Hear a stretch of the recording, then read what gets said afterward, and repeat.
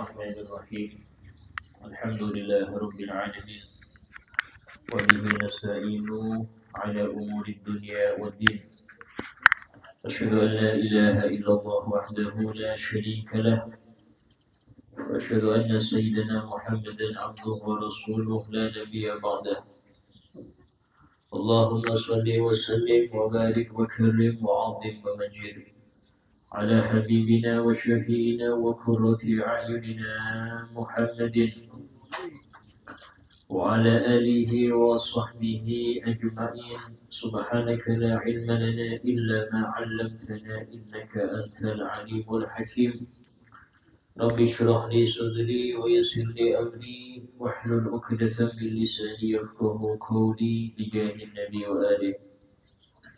قال الله تعالى: وقل رب زدني علما. وقال رسول الله صلى الله عليه وسلم: طلب العلم فريضة على كل مسلم. Masih kita dalam kajian Maulid sebulan sekali di awal bulan dengan niat mendapat ridha Allah Ta'ala dan mendapat cinta Nabi Muhammad SAW, sehingga dengan mengenalnya lebih dalam kita bisa belajar untuk mencintai Nabi, sehingga dengan cinta itulah kita berharap dikumpulkan dengan Nabi Muhammad SAW kelak. Karena Nabi sudah berjanji almarhum ma'aman ahab, seseorang itu akan kumpul bersama yang dia cintai. Sehingga jangan sampai di hati kita ada cinta yang lebih besar ketimbang cinta kita kepada Nabi Muhammad SAW. Masih kita di halaman 22. Rawi wa qila li ba'dihim sampai kepada fasubhana man khassahu. Allahumma salli wa sallim wa barik alaihi wa ala alihi. فسبحان من خصه صلى الله عليه وسلم بالمحل الأسنى وأسرى به إلى قاب قوسين أو أدنى وأيده بالمعجزات التي لا تحصى وأوفاه من خصال الكمال ما يجل أن يستقصى وأعطاه خمسا لم يعطهن أحدا قبله وأتاه جوامع الكلم فلم يدرك أحد فضله وكان له في كل مقام عنده مقال ولكل كمال منه كمال لا يحول فيه سؤال ولا جواب ولا يجول لسانه إلا في صواب. اللهم صل وسلم وبارك عليه وعلى آله. Fasubhana maha suci man khassahu, zat yang telah mengistimewakan Nabi Muhammad sallallahu alaihi wasallam bil mahallil asna, dengan tempat yang tertinggi. Mahallil asna, tempat yang tertinggi. Nah, makna tempat tertinggi ini di antara tafsirnya, penjelas daripada mahal asna, yaitu al-maqam al-mahmud, tempat terpuji yang tidak diberikan oleh Allah kepada nabi-nabi yang lain. Dan yang dimaksud juga sebagian mengatakan al-asna yaitu al-wasilah, yang kita diperintahkan oleh Nabi untuk meminta kepada Allah agar Nabi Muhammad diberi wasilah. Itu kapan itu? Setelah adzan. Setelah adzan, Nabi mengajarkan kita untuk kita ini mendoakan Nabi. Allahumma rabba hadhihi da'wati tammah. Ya Allah, Tuhan pemilik ajakan yang sempurna ini, yaitu adzan. Ajakan sempurna yaitu adzan. Tuhannya adzan ya Allah. Wassalatil qa'imah, dan Tuhannya sholat yang akan ditegakkan. Ati Sayyidina Muhammad, berikanlah ya Rabb kepada junjungan kami Nabi Muhammad al-wasilah. Wasilah inilah yang dimaksud mahallul asma. Wal fadilah, keutamaan-keutamaan. Wasyarafa wad darajatal aliyatar rafi'ah, kemuliaan dan derajat tinggi yang mulia. Allati wa'atah, yang sudah engkau janjikan kepada Nabi Muhammad. Nah, wasilah ini sudah Allah janjikan kepada Nabi Muhammad. Apa itu wasilah? Ditafsiri dengan maqaman mahmud. Maqam mahmud inilah yang disebutkan dalam Al-Quran, wa minal laili fatahajjat bihi nafilatan lak. Dan di sebagian malam tahajudlah engkau ya Muhammad sebagai tambahan untuk engkau. Dari sini tahajud untuk Nabi Muhammad wajib karena diperintahkan. Untuk umatnya sunnah muakkadah. Fatahajjat bihi nafilatan lak. Tahajudlah engkau ya Muhammad sebagai tambahan untuk engkau. Asa ayyab'atsaka rabbuka maqaman mahmuda. Semoga dengan itu Tuhanmu mengangkat engkau, membangkitkan engkau ke makom yang terpuji. Makom mahmud ini disebutkan makom mahmud, yaitu makom ketika Nabi sujud kepada Allah di padang mahsyar, yang beliau mengatakan, aku memuji kepada Allah waktu sujud itu dengan pujian yang gak pernah diucapkan oleh nabi-nabi sebelumku atau manusia-manusia setelahku. Sehingga dengan makom mahmud itulah Allah berfirman, ya Muhammad irfa' ra'sak wasal tu'ta washfa' tushaffa. Jadi makom mahmud, makom yang terpuji, sehingga semua alam memuji beliau. Yang kafir muji Nabi, yang kafir muji Nabi. Kenapa? Karena dengan sebab Nabi dipercepat daripada penghitungan hisab itu, sehingga orang kafir gak kepanasan lagi. Padahal ya mesinnya belum juga. Sehingga disebutkan orang kafir itu saking supeknya di padang mahsyar sampai mengatakan, Allahumma arihna walau ilan nar. Ya Allah, bebaskan kami dari sini ke neraka. Tidak apa-apa sudah, tidak kuat sudah, tidak ngerti neraka lebih dahsyat. Saking ngerinya itu pada mahsyar. Di waktu itu syafaat Nabi al-Udma itu semuanya dapat. Yang kafir, yang muslim, yang jin, yang manusia kena semua. Kenapa? Karena irahatul nas min haulil maqtala, itu mengistirahatkan orang-orang manusia semua dari dahsyatnya hari hisab. Dahsyatnya hari hisab. Ya. Itu namanya bil mahallil asghar. Kenapa khassahu diistimewakan? Karena hanya Nabi yang dapat. Hanya Nabi yang dapat mahallul asghar. Wa asra bihi ila qabi qausaini aw adna. Dan Maha Suci Dat yang memperjalankan bihi sang Nabi ini ila qabi qausaini, kepada derajat qabi qausain. Qabi qausain ini dua ujung busur panah. Busur panah ini ya. Itu busurnya. Ini sini sampai sini tuh namanya dua ujung busur panah. Ya. Bisa ada gambaran ya. Nah, ini kiasan aja. Artinya saking dekatnya derajat.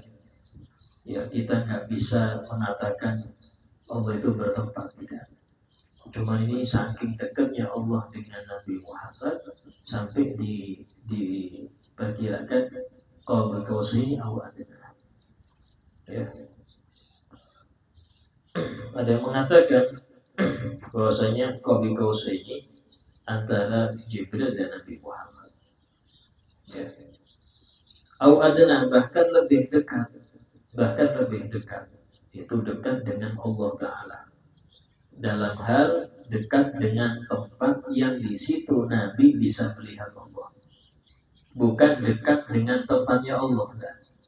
Tidak boleh kita meyakini Nabi itu ketika Isra Mi'raj dekat betul dengan tempatnya Allah. Tapi Nabi dekat dengan tempat yang di situ bisa melihat Allah. Bukan bisa Allah dilihat, tidak. Bisa melihat Allah. Tapi bukan berarti Allah di situ, tidak. Karena Allah Maha Suci dari itu total. Cuma tidak bisa dilihat kecuali oleh Nabi Muhammad SAW. Nabi Musa pun di Bukit Tur Sinai cuma berbincang. Itu pun sudah hebat. Berbincang dengan Allah sudah hebat. Ya, di Bukit Tur Sinai. Tapi Nabi ya, di langit ketujuh di atas itu sampai ke level yusma fihi sohirul qalam, ke tempat yang bisa terdengar gesekan pena takdir. Pena takdir itu jalan terus. Nun wal qalami wa ma yasturun. Wal qalami di situ jalan terus. Itu apa? Menulis apa yang akan terjadi dari nasib setiap harta. Itu tulis terus. Nah, Nabi sampai level bisa mendengar itu. Ya. Kemudian wa ayyadahu bil mu'jizati allati la tuhsa. Dan Maha Suci Zat Allah Ta'ala yang telah memberi kekuatan kepada Nabi Muhammad bil mu'jizat allati la tuhsa, dengan mukjizat-mukjizat yang tidak terhitung lagi. Apa itu mukjizat? Mukjizat ini suatu hal yang luar biasa yang Allah berikan kepada seorang nabi. Hal yang luar biasa yang Allah berikan kepada seorang nabi. Namanya mukjizat. Kalau luar biasa itu diberikan sebelum jadi nabi, namanya irhasot. Contoh waktu Nabi SAW lahir, ya itu apa? Jin-jin itu setiap mau ke langit datang panah yang menyerbu mereka, sehingga mereka nggak bisa dengar lagi perbincangan malaikat tentang takdir. Kemudian berhala-berhala sekitar Ka'bah itu tersungkur semua. Itu semua hal-hal yang ajaib, hal yang luar biasa, tapi terjadi sebelum menjadi nabi. Namanya irhasol. Ya. Adapun sesuatu yang luar biasa yang diberikan oleh Allah kepada orang soleh yang istiqomah, itu para wali-wali Allah, namanya karomah. Jadi kalau kita perhatikan bentuknya sama, antara karomah, antara mukjizat, antara irhasot itu sama-sama luar biasa. Bedanya di tangan siapa keluarnya. Ada kalanya sesuatu yang luar biasa itu muncul pada orang bejat. Orang bejat bisa keluar luar biasa, ya namanya sihir. Ya, mak lampir itu bisa terbang. Mak lampir ya. Di Joko Budo itu dulu sebelum tobat, itu bisa menebak hati orang, bisa. Tahu kita datang sampai dari sini, dari desa ini ngerti Ki Joko Budo, tapi pinter Ki Joko Budo. Cuman apa namanya sihir. Jadi dalam hal ini jangan terkecoh ya dengan hal-hal yang berbau kesaktian. Karena sebagian besar orang sekarang ya, mau di Jawa, di Kalimantan sama, menilai wali itu dari saktinya. Menilai wali itu kalau sakti, oh ini sakti keramat berarti. Cuma nggak pernah sholat. Ini repot ya. Jangan menilai seseorang itu, oh ini wali dengan kesaktian, jangan. Kenapa? Karena khawatir pas Dajjal datang kita anggap wali. Ya. Dajjal itu sakti. Saking saktinya sampai-sampai dia punya surga sendiri, neraka sendiri. Bahkan Dajjal bisa menghidupkan yang mati, bisa. Kalau kita terlena dengan kesaktian, nganggap orang itu dekat dengan Allah karena saktinya, oh khawatir Dajjal datang kita ngikut. Karena Dajjal itu sakti, Pak. Ya, Dajjal itu sakti. Dan gak pernah di Al-Quran itu memberi patokan orang wali itu dengan sakti, gak ada. Dengan apa Ustaz? Allah sudah berfirman, ala inna awliya Allah la khawfun alaihim wa lahum yahzanun. Ketahuilah para wali-wali Allah itu sifatnya mereka gak pernah gelisah, gak pernah ada rasa takut urusan dunia. Ini tapi gak bisa untuk kita nilai secara dohir. Lanjutannya ada alladzina amanu wa kanu yattaqun. Mereka itu yang beriman dan bertakwa. Bertakwa berarti apa? Syariatnya sudah lengkap. Mulai yang wajib, yang sunnah dikerjakan semua. Kalau ada orang sakti gak sholat, jangan dibilang wali ya. Ya, dia sakti, Masya Allah, bisa tahu hati saya. Tapi gak pernah puasa Ramadan, oh jangan. Itu bukan wali. Ya. Kenapa? Karena wali itu syaratnya harus bertakwa.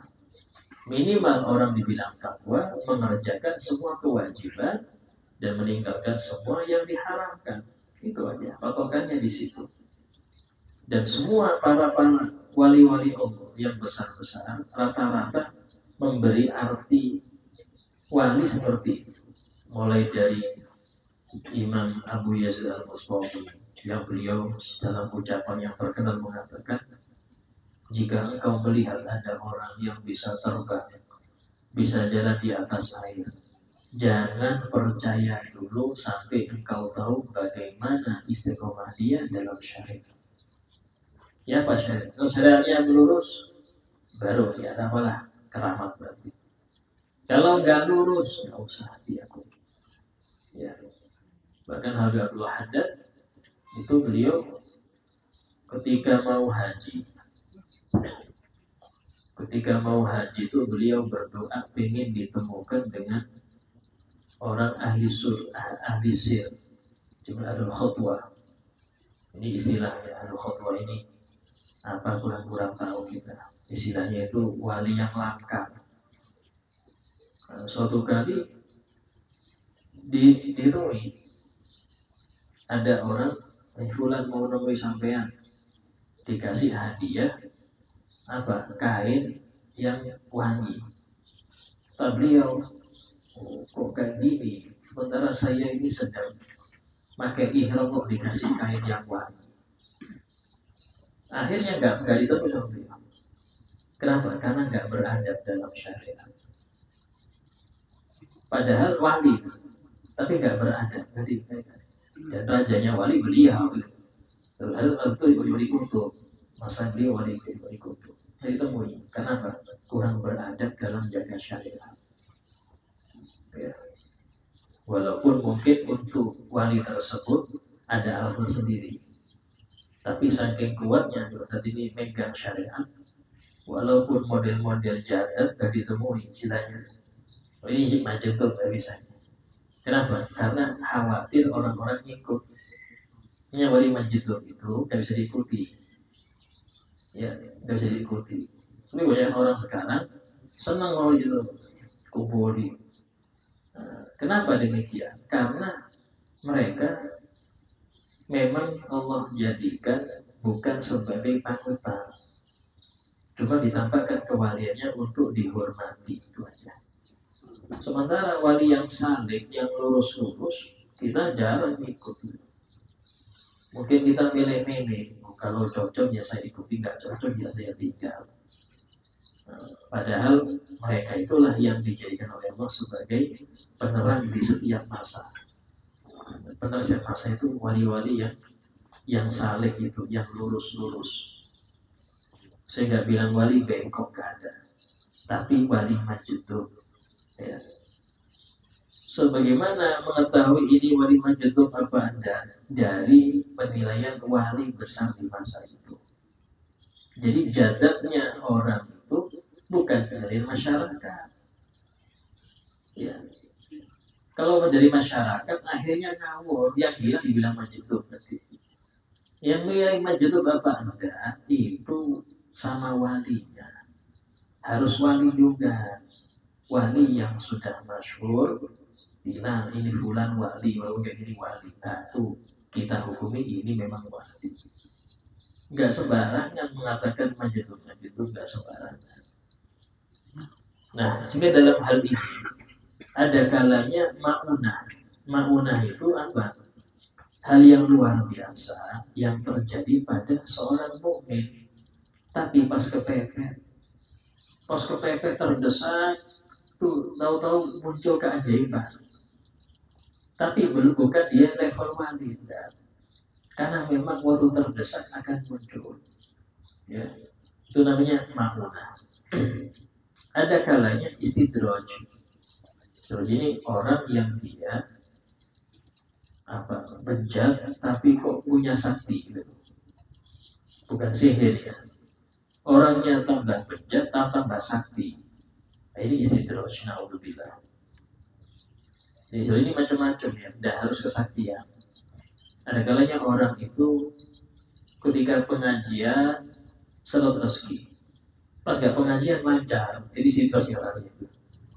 Nah, pas sholat 5 waktu ada aja masalah. Pas gak sholat lancar aja, itu istidraj. Hati-hati. Karena Allah pengen tahu Anda ibadah untuk apa? Untuk lancar, apa untuk Allah? Dites seperti itu. Ada kalanya ihana. Ya, ihana itu Allah menghinakan dengan hal yang luar biasa. Luar biasa tapi menghinakan. Contoh yang terjadi pada Musailimah Al-Kadzdzab. Orang yang mengaku Nabi di masa Nabi Muhammad. Yang waktu itu ada orang, dia ini pijat, bilang, ya Musailimah, ya Nabi Allah, ya Nabi Allah. Saya kan Nabi nih, coba ini anak saya pijat satu, tolong ditiup, diludahi, buta dua-duanya. Diparah lagi. Pengen sembuh buta dua-duanya gara-gara dia tiup. Nah, ini namanya ihanah namanya. Ya. Nah, jadi apa? Hal-hal yang luar biasa itu tergantung dari siapa. Namanya satu, luar biasa. Kenapa sih luar biasa, Ustaz? Ya karena bukan hal yang biasa. Dibilang luar biasa ya. Kayak kita di sini. Ini namanya angkasa. Kalau luar angkasa ya langit itu. Yang nggak ada oksigennya itu luar angkasa. Di sini angkasa sampai. Di mana saya di angkasa?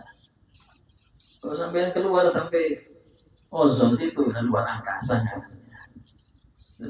Cuma kita di luar angkasa, di langit bukan. Langit itu masih angkasa. Ya. Nah, sini angkasa. Kalau di luar angkasa.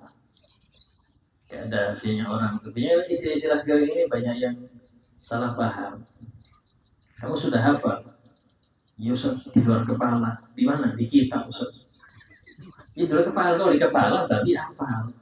Kalau di kitab di luar kepala berarti. Ya, masih di kitab ya, mau di luar kepala. Belum hafal berarti. Nah, itu contoh ya.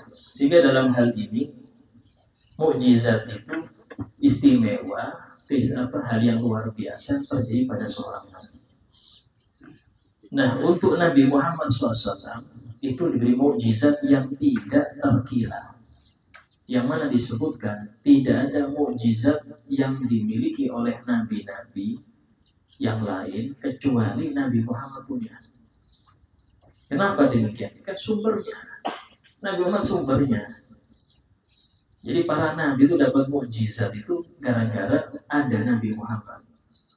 Dijelaskan oleh Imam Busiri di dalam Burdah, wa kullu ayyin ata rusulul kiram biha fa innama apa itu? Fa innama tasalat min nurihi bihi. Wa kullu ayyin ata rusulul kiram biha fa innama tasalat min nurihi bihi. Semua mukjizat yang pernah dibawa oleh para rasul itu mereka mendapat mukjizat karena bersambung cahaya Nabi dengan mereka. Dijelaskan oleh syarah Burdah, dan Burdah banyak. Saking barokahnya Burdah itu, yang mensyarahi, yang menjelaskan itu banyak. Di sana tuh syarahnya tuh nggak Sulaiman bin Hajar yang bersyarah. Itu dikatakan yang dimaksud dengan nyambung cahaya Nabi ke mereka, yaitu para nabi itu di alam arwah, di alam roh mereka ini diambil sumpah oleh Allah. Kapanpun Nabi Muhammad muncul di masa mereka, jadi Nabi ini kumpul semua masih. Padahal para Nabi itu zamannya beda-beda, tapi di alam arwah kumpul. Dikasih disumpah oleh Allah, kapanpun Nabi Muhammad muncul di masa kalian, maka kalian wajib membela Nabi ini. Dan kalian wajib mempertaruhkan nyawa untuk Nabi ini. Dan semua berikrar, semua bersumpah. Nah, berkat niat itulah mereka ada sambung dengan Nabi Muhammad. Apa? Niat nolong Nabi kalau Nabi ada di zaman mereka. Bahkan disebutkan orang-orang Quraisy itu kalau di sejarah ya, jauh sebelum Nabi itu diutus, setiap kali itu mereka perang, yang mereka panggil siapa? Wa Muhammadah, ya Muhammad, tawasul, menang terus. Tiap tawasul Nabi menang terus. Padahal nggak ngerti siapa Muhammad, nggak paham. Cuman kata mereka, kami dapati para nenek moyang kami manggilnya ya Nabi Muhammad terus. Wa Muhammadah. Bahkan orang-orang Yahudi, ketika mereka itu setiap kali berseteru dengan orang-orang suku Aus, suku Khazraj, penduduk asli Madinah, itu mereka akan menakut-nakuti penduduk Aus. Ya, kami punya Nabi akhir zaman. Kalah kalian kalau Nabi kita muncul, kalah kalian. Nah, pas Nabi muncul mereka gak beriman. Justru kaum Aus Khazraj itu yang dengan Nabi kenal dulu sebelum Nabi muncul. Ya. Ini di antara mukjizat Nabi banyak. Ya. Yang paling besar itu adalah Al-Quran. Jadi kalau kita mau bagi nih mukjizat itu ada dua. Ada mukjizat hissi, ada mukjizat akli. Yang hissi itu yang bisa ditangkap oleh panca indera. Rata-rata mukjizat semua, mulai zaman Nabi Adam sampai zaman Nabi Muhammad, ada mukjizat itu yang hissi, itu yang bisa ditangkap oleh panca indera. Ya, mulai dari banyak memperbanyak makanan, kemudian bicara dengan hewan, itu semua bisa dilihat, tangkap dengan panca indera. Yang kedua, akli, yaitu yang nggak bisa tangkap panca indera, tapi dengan akal. Artinya kalau orang itu nggak merenung, nggak ngerti mukjizat Quran. Nah, Al-Quran ini termasuk yang akli. Itulah sampai kalau lihat Quran, ini mana mukjizatnya Ustaz? Luar biasanya di mana? Bukan di bahasanya, bukan di susunan ayat-ayatnya, bukan. Tapi mukjizatnya itu ketika Anda mau mendalaminya. Kalau Anda mau mendalaminya, maka Anda akan merasakan mukjizat Quran. Dan satu-satunya mukjizat Nabi yang masih bisa kita rasakan itu adalah Quran. Bukan kertasnya. Karena itulah Quran dibakar tetap kebakar. Bukan untuk Quran, mana mukjizatnya Quran kok dibakar tetap kebakar. Bukan di situ, bukan di kertasnya, bukan di tulisannya, tapi mukjizat Quran itu bagi yang mau merenungi. Karena itulah Allah Ta'ala dalam Al-Quran menegur orang-orang yang hanya mau baca tapi gak mau merenungi. Afala yatadabbaruna Al-Quran am ala qulubin aqfaluha. Apakah mereka tidak mau mentadabbur isi Quran itu, ataukah hati mereka terkunci? Jadi ini ancaman Allah. Orang yang dia cuma merasa bangga hanya punya hafalan, merasa bangga hanya bisa baca, tiap hari bisa baca, hatam sejuz tiap hari, tapi nggak mentelaah, berarti hatinya terkunci. Jadi kalau ada orang yang merasa dirinya ahli Quran hanya dengan baca tiap hari, walaupun dengan tajwid, atau dia punya hafalan Quran 30 juz, merasa sudah ahli Quran tanpa mentelaah isinya, hatinya terkunci. Sehingga hati-hati ya, kita masuk dalam ancaman Allah itu.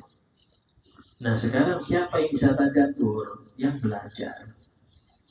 Tadabbur itu bukan Anda baca terjemah. Kalau terjemah itu hasil dari pikiran orang yang baca. Anda disuruh tadabbur sendiri. Karena tadabbur ini perlu belajar bahasa Arab. Karena itulah di dalam Maulid Qasidah Al-Habib Ali Habsyi, itu yang awalnya itu lakum busyra ijabatul qabuli, sebutkan di situ tanazzuluhu 'alal ulama ibaqi, turunnya isi Quran kepada para ulama itu kekal sampai hari kiamat, turun terus isinya ila dahri, sampai hari kiamat. Wa huwa munqati'un nusuri, sementara Quran sudah terputus turunnya. Setelah Nabi wafat nggak turun lagi. Paling terakhir ayat yang turun pada Nabi Muhammad itu 9 hari sebelum Nabi wafat, yaitu ayat wattaqu yawman turja'una fihi ila Allah tsumma tuwaffa kullu nafsin ma kasabat wa hum la yuzlamun. Itu ayat terakhir itu. Adapun yang mengatakan al-yawma akmaltu lakum dinakum, itu turunnya ketika Nabi di Bukit Arafah. Ya, haji pertama dan terakhir. Hari Jumat tanggal 9 Dzulhijjah turun ayat itu. Pada hari ini aku sempurnakan syariat kalian. Ini ayat turun hari Arafah. Hari Arafah dengan wafatnya Nabi 3 bulan. 3 bulan, ada 90 harian. Jadi belum dibilang itu yang terakhir. Yang terakhir tadi itu 9 hari sebelum Nabi wafat itu turun. Nah, Quran sudah selesai ketika Nabi wafat, sudah tidak turun lagi. Tapi ilmu Quran turun terus. Kepada siapa? Alal ulama.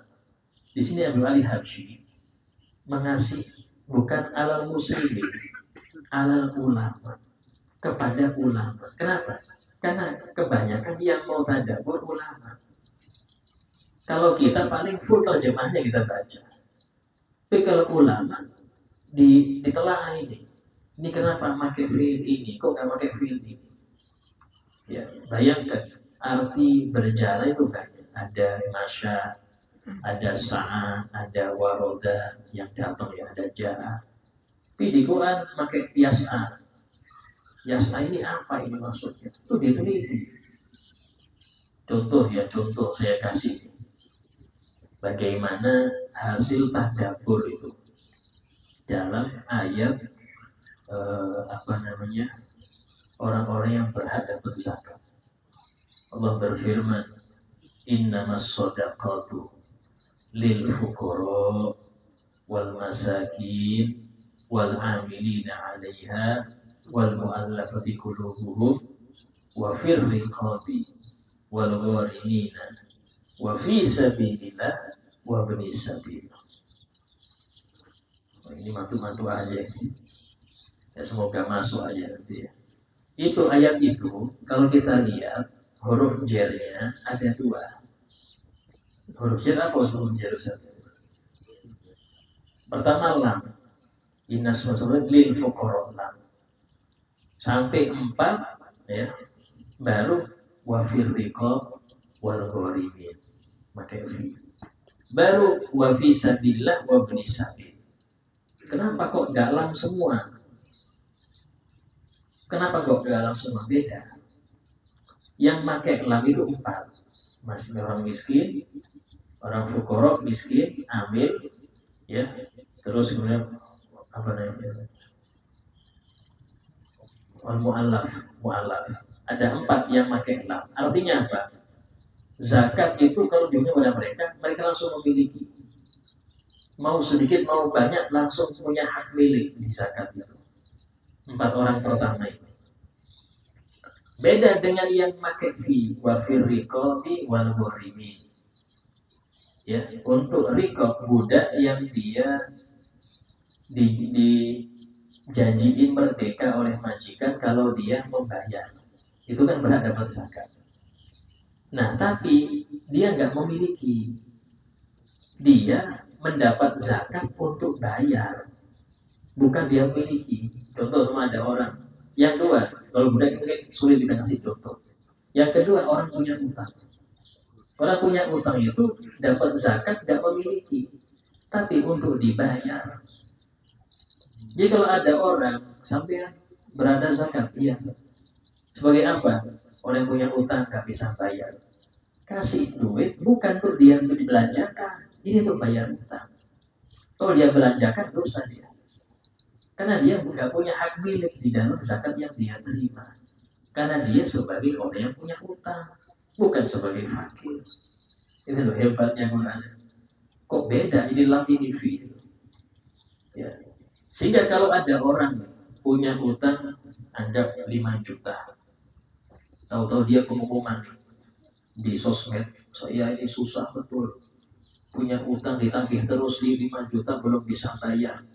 Akhirnya banyak orang donasi sampai 20 juta. 5 juta bayar, 15 juta kembali ke yang lain. Gak boleh dia terima. Kecuali kalau dia dapat dari dua sisi. Punya utang dan fakir juga usahanya baru silakan sampai ngambil 5 juta untuk bayar utang, 15 karena sampai fakir, silakan. Loh, kok memang ada gak usah orang yang punya utang tapi nggak fakir? Ada. Yaitu orang yang berhutang untuk masalah umum. Ya, saya utang nih untuk membangun masjid. Ya, saya utang bukan duit saya. Saya ngutang, utang ya itu apa? Beli material. Ya sudah, karena sampean orang kaya saya utangin karena semua sampean bayar. Ya, tapi saya utang bukan untuk pribadi, untuk keperluan masjid. Maka di sini saya berhadapan zakat karena saya utangnya bukan untuk pribadi. Kalau pribadi nggak boleh karena saya kaya, bayar aja selesai urusan. Tapi ini utang untuk masalah umum. Boleh saya terima zakat walaupun mobilnya 5. Mobilnya 5 dapat zakat boleh. Kenapa? Karena saya berhutang untuk masalah umum. Ini kalau nggak diutangin nggak jadi-jadi. Sehingga dalam hal ini setiap dapat langsung setorkan. Nggak boleh masuk kantor atau ke yang lain, nggak boleh. Harus ke sini, ke utang terus. Kenapa? Karena nggak pakai uang, nggak memiliki, dia pakai fee. Ya. Nah, itu diantara rahasia Quran. Kalau nggak neliti nggak ngerti. Kalau nggak neliti nggak paham. Dan itu banyak. Sehingga disebutkan oleh Nabi itu setiap ayat Quran itu ada 1000 hukum. Bayangkan. 1000 hukum. Sampai membaca Maliki Yaumiddin tiap hari. Itu hukumnya apa saja? Itu kalau nggak ulama nggak bisa. Karena mereka meneliti. Dan teliti inilah yang mahal di situ. Sehingga Sayyidina Abdullah bin Umar bin Khattab, ya, seorang sahabat yang beliau mengatakan, aku membaca Al-Baqarah 8 tahun baru selesai. Baca Al-Baqarah 8 tahun belum hatam-hatam.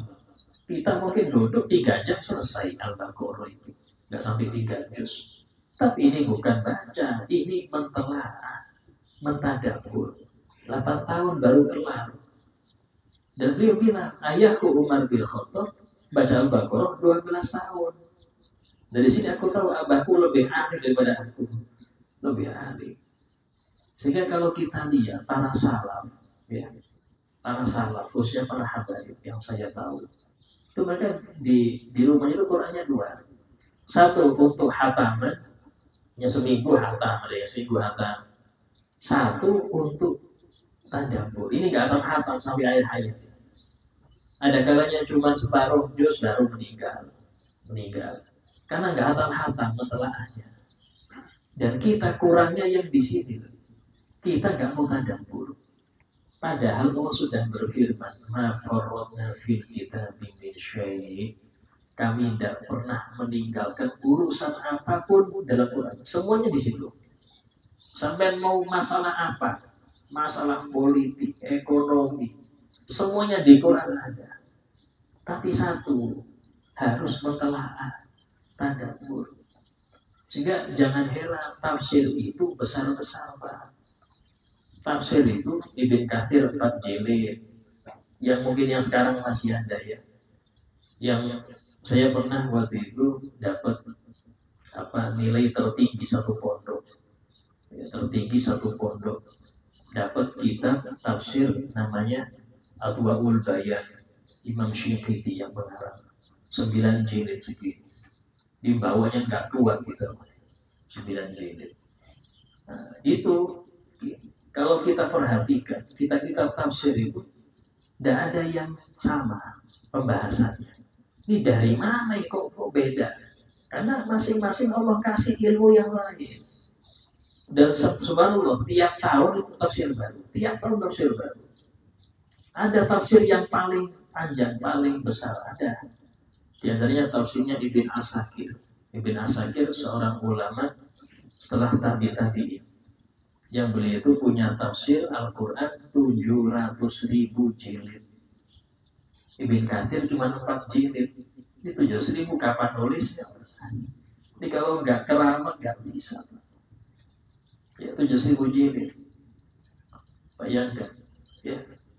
Terus di mana kitab itu sekarang? Kebanyakan waktu Hulakuhon, pasukan Tartar menyerang Baghdad. Dulu Baghdad itu kiblatnya ilmu. Di Baghdad itu ada perusahaan terbesar sedunia di masa itu. Itu waktu Hulagu Khan sama Genghis Khan itu nyerang Baghdad, itu buku-buku kitab-kitab Islam dibuang semua di laut, sehingga terkenal laut hitam karena banyak tinta. Saking hitamnya sampai dibilang laut hitam. Jadi laut hitam itu ada sejarahnya, ada historinya. Kenapa? Buku-buku dibuang di situ. Sampai-sampai kuda itu bisa jalan di atas laut. Karena nginjek buku-buku tadi. Nah, waktu orang-orang Tartar keluar dari Baghdad, itu banyak ulama yang menyesalkan, ya Allah, ya apa ini? Peninggalan-peninggalan para ulama dulu sudah hilang semua. Subhanallah, ada seorang pemuda namanya Imam As-Sabbagh. Imam As-Sabbagh. Beliau mengatakan, gini aja, sediakan buku kosong sama pena sama penulis. Aku akan mendikte dari hafalanku. Masya Allah, dikte dari hafalan. Kitab A, dikte sehari 2 hari sampai sebulan selesai, dikte lagi kitab B. Itu sampai 1 gudang. Dapat 1 gudang. Tapi meninggal, ya mungkin umurnya. Coba hafalannya 1 gudang, ya apa modelnya? Kita hafal segini aja sudah alhamdulillah. Ini berapa tahun saya baca maulid di Pak, gak hafal. Tidak tahu ini namanya di luar kepala, usulnya di kita masih luar kepala. Ya itu, sehingga masya Allah, ya kita punya ulama itu hebat-hebat, tapi tinggal cerita. Oh, Imam ini wah, sekarang dah ada usul. Tapi ingat, fadlullah, ya kurnia Allah itu tidak berkurang. Artinya yang model ulama besar dulu apakah masih ada? Ada. Kenapa? As-sabi bagi yang ngasih tetap ada. Siapa Allah? Yang ngasih tetap ada. Cuman masalahnya sekarang mereka kebanyakan mastur, tertutup. Ya, pernah di Darwa itu kedatangan Syekh Amin Asy-Syinkiti. Syekh Amin Asy-Syinkiti sepuh orangnya sudah. Itu yang saya dengar beliau itu hafal 50.000 kitab. 50.000 kitab. Sampai istilahnya orang jelaskan beliau bosan sudah hafal semuanya. Istilahnya bosan, mau baca bosan, yang ulang lagi istilahnya. Ini enggak 50.000 kitab ini kayak apa modelnya? Ya Allah.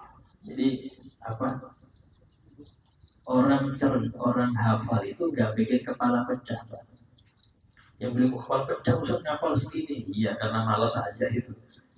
Kalau ngapal bikin kepala pecah, itu Syafi'i pecah duluan kepalanya. Tapi bukan, nggak ada kepala pecah ya. Sehingga ini penting untuk kita ketahui bahwasanya belajar itu nggak ada istilahnya umur terlanjur, nggak ada. Cukup sambil contoh ulama besar Kalsel Syekh Muhammad Arsyad Al-Bajali, umur 35 tahun sudah alim, berangkat ke Mekah, apa, belajar lagi ya, belajar lagi. Berapa lama? 30 tahun. 30 tahun. Kurang lagi, mau ke Mesir bahkan. Mau ke Mesir. Tapi sebelum ke Mesir, ziarah dulu ke Nabi SAW. Nah, di Madinah ketemu maha gurunya, Syekh Salman Al-Madani. Belajar sama dia 5 tahun. 35 tahun. 70 umur masih nulis, masih ngapa, Pak, 70. Sampai masih 50 sudah loyo, sudah masa tua semua, enggak ada masa tua. Ingat, yang bikin tua itu karena mindset kita. Saya sudah sepuh, sudah berubah, ya, nggak ada istilahnya sepuh. Disebutkan oleh WHO itu yang terbaru, ya, orang umur 40 sampai 60 itu remaja masih. Jadi masih remaja. Iya, bilang 60 70 dewasa. Ya, 70 90 baru tua. Gitu. Jadi jangan bilang saya tua, enggak, sampai masih remaja. Itu semangat, ngafal, belajar, semangat. Jangan militan aja satu diri kita ya. Baca. Ya, nggak ada istilahnya terlambat belajar. Kenapa demikian? Karena tadi Allah memberi seseorang tergantung semangatnya. Himmah itu penting, himmah itu semangat itu penting. Kalau orang sudah semangatnya loyo, sudah suhud pada umum, kayaknya nggak mungkin paham. Saya sudah kayak gini, sudah berkarat, sudah bukan saya, ya ada berkarat. Ya. Imam Syekh Abdullah Al-Khatib ketika di kampungnya itu tidak ada yang mengajari masyarakat. Di kampungnya itu dengan masyarakat. Umurnya berapa sudah? 80 tahun. Waktu itu dia lihat banyak pemuda ini nggak ngerti sholat, nggak ngerti gini. Beliau sendiri orangnya memang bukan alim. Akhirnya apa? Beliau bertekad mau belajar, nyari guru, keluar dari kampung. Ketemu seorang guru di luar sudah belajar 20 tahun. Dikira sudah wafat sama orang kampung, wafat sudah 20 tahun keluar sudah wafat sudah. Umur 100 balik ke kampungnya ngajar 20 tahun. Meninggal umur 120 tahun. Jadi nggak ada istilahnya terlambat belajar, nggak ada. Tinggal ada semangat apa aja. Itu aja. Jadi nggak boleh ada orang langsung mengatakan saya nggak bisa. Itu bilang nggak bisa itu berarti dia suud kepada Allah. Kayak Allah nggak mau ngasih dia lagi. Nah, Allah ngasih tergantung Anda ya. Nah, di antara mukjizat Nabi kita Muhammad SAW ya, yang besar ya, itu seperti membelah bulan. Ya, sampai dalam sebutkan ya darabati sa'atu wa syaqqal qamar. Syaqqal yaitu terbelah. Disebutkan itu permintaan orang-orang Quraisy. Dan subhanallah, ketika Nabi membelah bulan bukan membelah gini, tapi membelah gini. Sehingga kata sebagian sahabat yang melihat itu aku lihat bahwasanya separuhnya di atas bukit, separuhnya di bawah bukit. Ini dari mata kita ya. Kalau bulan nggak mungkin di bawah bukit, Pak. Bulan di luar bumi. Maksudnya dari mata kita, separuh itu di bawah bukit. Yang separuhnya di atas bukit. Ya jelas bukit kalah besar, itu kecil bumi. Bukit kecil. Ini bulan dari mata kita kelihatannya separuh di atas, separuh di bawah. Ya, dan banyak sekali. Bahkan mujizat yang diberikan oleh para nabi-nabi itu, Nabi Muhammad diberi juga menguasai bahasa hewan, ini ngerti semua nabi. Ya. Cuman pernah Nabi itu beliau bersabda gini, aku kemarin kata Nabi tadi malam itu sempat ada setan ganggu. Rencana mau tak ikat di tiang masjid biar jadi anak-anak. Tapi aku teringat doanya Nabi Sulaiman yang beliau itu meminta kepada Allah suatu kerajaan yang tidak diberikan kepada orang setelah beliau. Hanya yang bisa menguasai manusia, jin. Nah, karena nggak enak saya Nabi Sulaiman, Nabi nggak ngikut itu, biar bebas saja. Ya. Karena Nabi bisa sama kayak Nabi Sulaiman lebih dari itu. Ya. Sehingga dalam hal ini mukjizat Nabi semua itu, ya, ini selesai ketika Nabi wafat. Ya, contoh pernah seorang sahabat itu waktu Nabi masuk ke rumahnya, Nabi tanya, mana tempat gandum? Itu ya Rasul. Nanti masuk ke tangannya, doakan. Kata Nabi, kalau ngambil gandum jangan dilihat ya, ambil aja. Ambil aja. Nah, ini sudah hampir 2 bulan. Sehingga sahabiyah tadi itu biasanya 2 minggu sudah habis. Akhirnya penasaran dia, dilihat, loh kok utuh kayak kemarin aja. Ini nggak berkurang. Habis dilihat, ya 2 hari 3 hari habis. Ini menunjukkan Nabi itu ingin memberi kepada sahabat itu mukjizatnya. Sehingga kata Nabi, seandainya perempuan tadi tidak melihat isi tempat gandumnya, itu sampai kiamat nggak berkurang. Sampai kiamat nggak berkurang. Karena Nabi itu ingin umatnya itu merasakan mukjizatnya Nabi. Sempat Nabi itu waktu melihat para sahabat mengawinkan kurma, karena kurma itu harus kawin buatan ya, dia nggak bisa alami. Kalau yang lain kan bisa alami, istilahnya serbuk sari sama apa itu putih kan darahnya, karena angin kah kumbang kah macam-macam.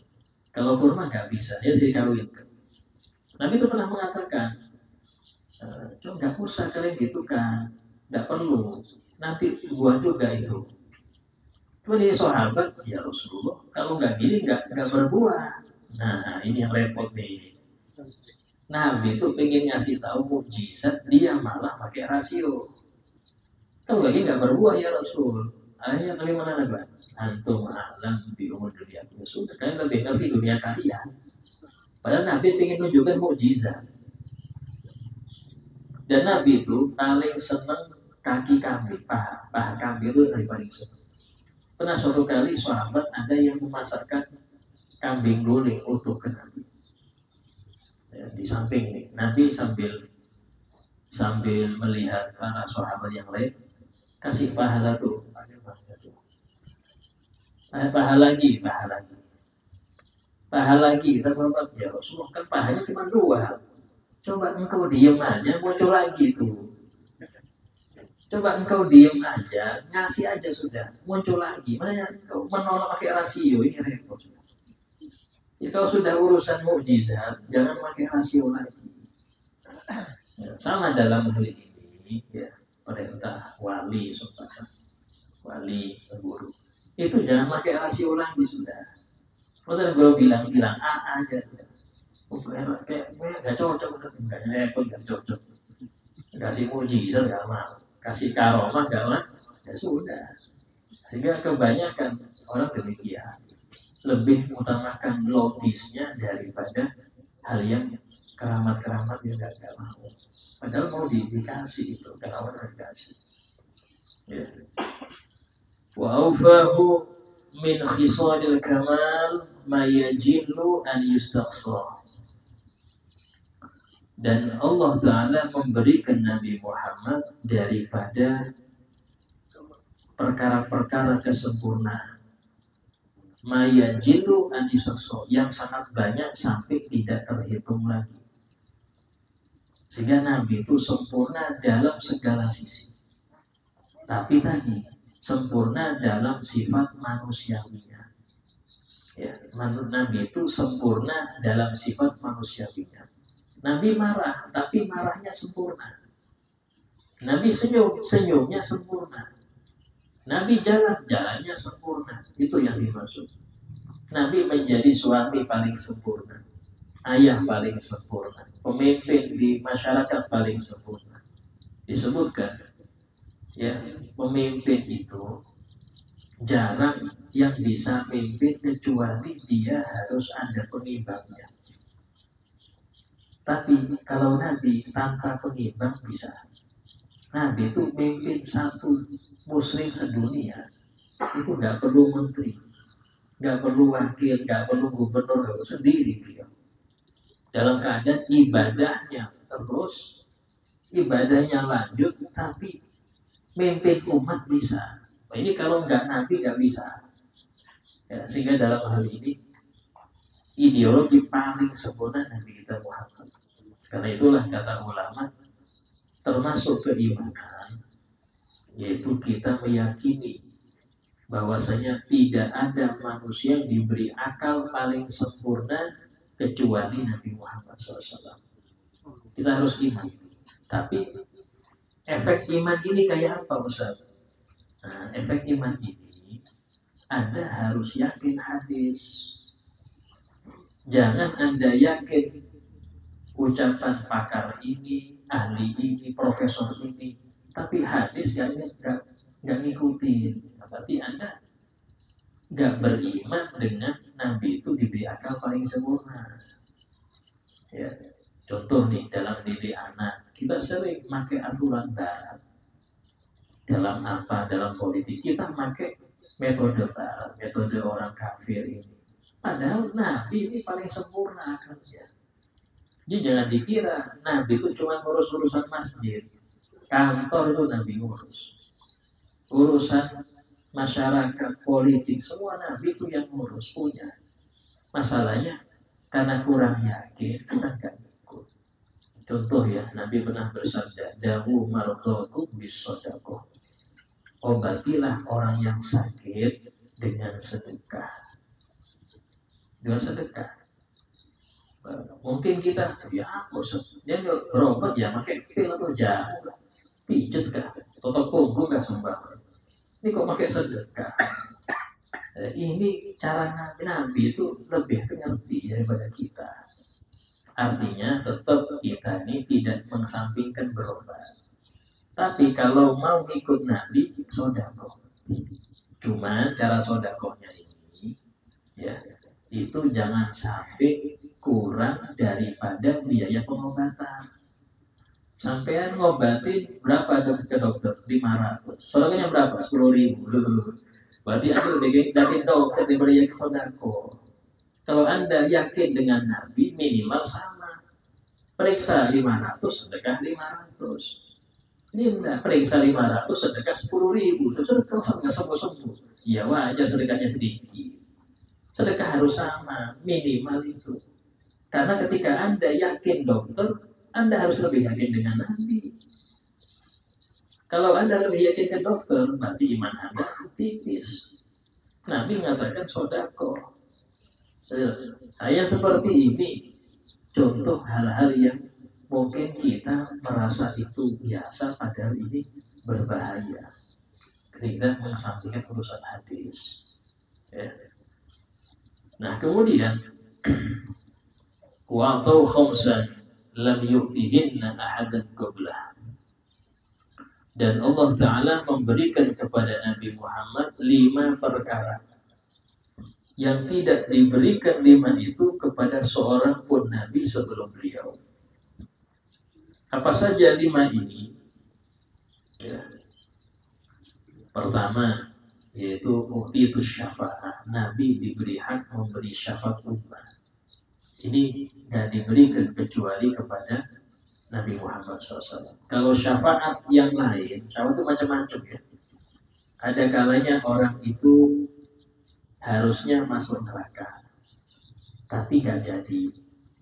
Itu syafaat paling besar itu. Ada kalanya dia lama di neraka, tapi dikasih remisi. Gitu. Yang mungkin 1000 tahun jadi 5 tahun. Ada kalanya dia syafaat itu surga bawah, diangkat ke atas lebih tinggi, itu bentuk syafaat. Ya, dan itu gak cuma Nabi Muhammad, Nabi semua Nabi punya itu. Gak cuma semua Nabi, ulama juga bisa, yang syahid juga bisa. 3 dari golongan manusia yang bisa beri syafaat. Para nabi, para ulama, para syuhada. Para syuhada kok di para ulama Ustaz? Iya, karena orang syahid terbatas. Orang syahid hanya bisa ngasih 70. Itu pun dari keluarganya, bukan orang lain. 70 dari keluarganya yang harusnya masuk neraka, dia bisa menyelamatkan. Asal syahid dapat. Jadi kalau sampai punya keluarga syahid, itu sudah celengan. Tabungan sampean itu. Tapi kalau ulama, tergantung derajatnya. Ada yang murid-muridnya saja, syafaat masih murid. Ada yang syafaatnya sampai satu kampungnya. Ada yang dikasih syafaat satu kota, walaupun bukan nggak pernah dari pengajian, tapi satu kota. Ada yang penting pernah cinta dia, walaupun lain zaman. Ada yang sampai diberi syafaat satu muslim di masa dia hidup. Jadi seperti Syekh Muhammad bin Salim. Syekh bin Salim Fakhrul Wujud, itu beliau diberi hak syafaat itu, ya, itu satu masanya. Disebutkan ketika seorang syekh dari kota Maghrib, Maroko, itu tengah-tengah pengajian, dia berhenti. Ini kolam pena dosa bergerak lagi. Berarti Syekh Wasim sudah meninggal. Karena mulai lahir, beliau lahir, pena dosa nggak bergerak. Artinya muslim yang di masa beliau hidup itu nggak ketulis dosanya, ditanggung semua. Mungkin betul ini kalau masa beliau. Waktu beliau meninggal baru gerak lagi itu mereka. Ya, ini dalilnya mana Ustaz? Dalil ini Pak. Saya penting percaya aja sebenarnya. Ini kalau menjadi dalil sulit juga saya jadi dalil. Karena ini urusan akidah ya. Nah itu contoh-contoh seperti itu. Sisanya insyaallah kita bahas yang akan datang. Apa saja 5 itu ya.